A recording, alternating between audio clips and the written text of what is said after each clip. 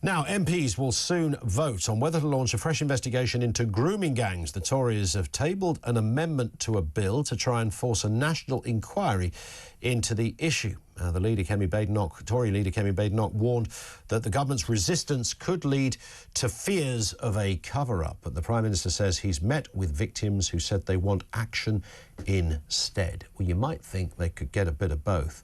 Let's speak with Marilyn Hawes, CEO of Freedom from Abuse. We spoke to Marilyn around about a week ago when this was being discussed. The Prime Minister doesn't want another inquiry. The Leader of the Opposition does. Marilyn, where do you think this one's going to end up, bearing in mind Labour have a thumping majority and can win almost anything at the moment?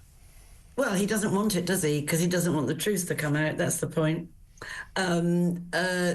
I think, well, he'll obviously win the vote, but I think he's going to lose the argument. Yeah. I mean, if I was a victim of this heinous crime, and you've got to remember these girls were not believed, some were arrested, they were called child prostitutes, they have been raped by maybe 14 men in one evening, having been drugged. This isn't, I mean, this is beyond granddad abusing the granddaughter. Do you know what I mean? This is on an industrial scale. Brutal, murderous. One little girl was doused in petrol and threatened that she would be set on fire. There was a girl in Telford that was burnt in a house fire, pregnant with the abuser's baby. It's across the UK. And yeah, way over 50 towns. And the thing is, with Alexis J, and I mean, I really admired what she did with the extra inquiry, but it did look at education, it did look at the church, it looked at the BBC, yeah.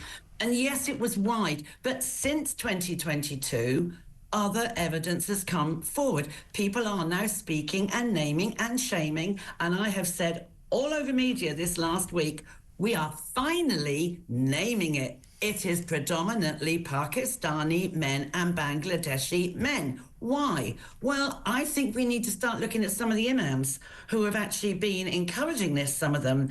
Do you know, I don't know if you know this, but we have 85 Sharia councils in the UK. Yeah. Now, the first one was in 1982. Is this a gentle takeover sort of thing of going to be, I think it's, and of course it's not all Muslims, and we shouldn't be saying Muslims. We shouldn't be called them Asian gangs, because Asia's massive. You don't get Japanese men doing this. We shouldn't be saying grooming gangs. These are rape gangs, murderous rape, drug, alcohol gangs. Say it what it is. It's beyond grooming. And I don't believe some of the youngsters even today understand, and I know this because I go around the schools, they don't understand how it actually works, how clever and quick you can be coerced into it. So there's a lack of education there as well that is needed. But, you know, I just think it's hilarious because Elon Musk is the guy that's kicked this out of the long grass and back firmly into the House of Commons, where it needs to stay. And you guys, I have got so much respect for the media because you are not letting this drop, and neither should you. Indeed. Because if you do, it's going to go back under the covers again.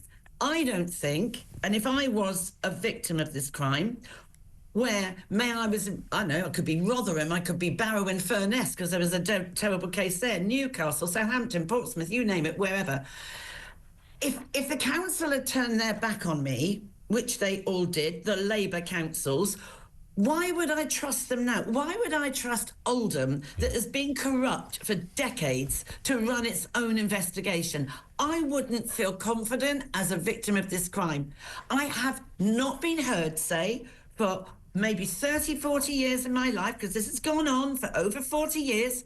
And what's his name? Oh, Andy Burnham, Mayor of Greater Manchester. He actually said, I saw it in a quote in the paper last week, he knew in the mid-90s this was going on. So what's he been doing for 40 years? Sat on his hands? What's interesting about this, can I just ask, Marilyn, on the point of an inquiry, one of the areas...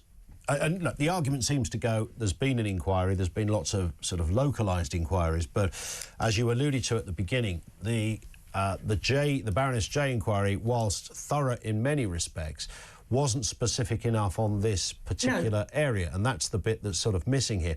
But the other thing I think an inquiry would do it might well flush out those that kept quiet. It might well flush out whether it's law enforcement, whether it's CPS, whether it's social services, whether it's councillors, whether it's MPs, anyone that had information and either kept quiet or told others to keep quiet, in the same way that Paula Venables was flushed out in the post office scandal, who everybody thought was this sort of slightly quirky older lady that was a bit bonkers, but she meant well, and we find out she knew everything. There's one. I want one of those in this case. Well, I want loads of those. I want to find out who the councillors were that didn't investigate, who the law enforcement, CPS, were that said, no, there's nothing to see here, Governor.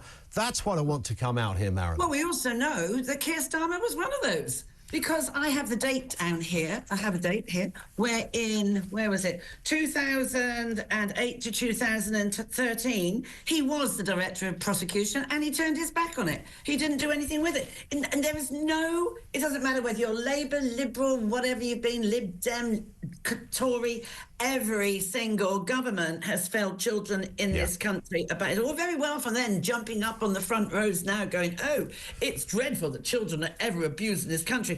Well, they have done stuff all about it at any time. They just don't have the spine. They come out with lessons have been learned. What a joke.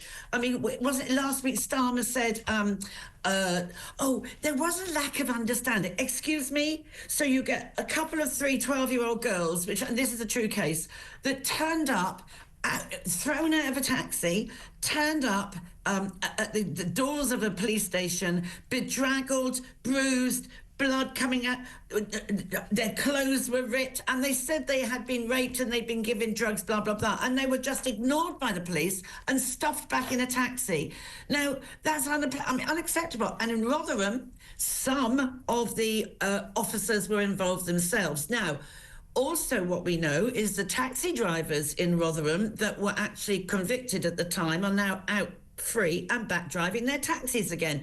There's also a whole load of perpetrators out there that were never convicted who are still working their tricks around town. Well, there's one child rapist up there that is, currently just got a job as a food delivery driver. I know. So you have a paedophile knocking on your door with a beef chow mein. I mean, I'm sorry, there's something very wrong about that. Well, the wrong thing is that the lefties, the wokies, whatever you call, we should have zero tolerance on this. Zero tolerance. And this is what I fear. Starmer will just do what he thinks necessary to keep the media wolves off his back, is what I think. Okay. And because he doesn't want the inquiry, he will get away with that control. And I agree with you, Ian, 100%. Why is it a difficult inquiry? Look at the backlog. Who was the councils? Oldham. Who was this? Who was that? In all these towns, right? Yeah. Them all up and stick them in a court, arrest them, take their fat pensions away from them and bang them up and charge them. That can't be difficult. It isn't difficult. They just don't want to do it because it might show, oh, yes, the system is broken. Councils. Yeah, nobody or indeed maybe a disproportionate amount. But listen, Marilyn, I have to stop there just because we want to get other voices on this, and you've been brilliant as ever. Marilyn Hawes, CEO of Freedom from Abuse, with us on the programme.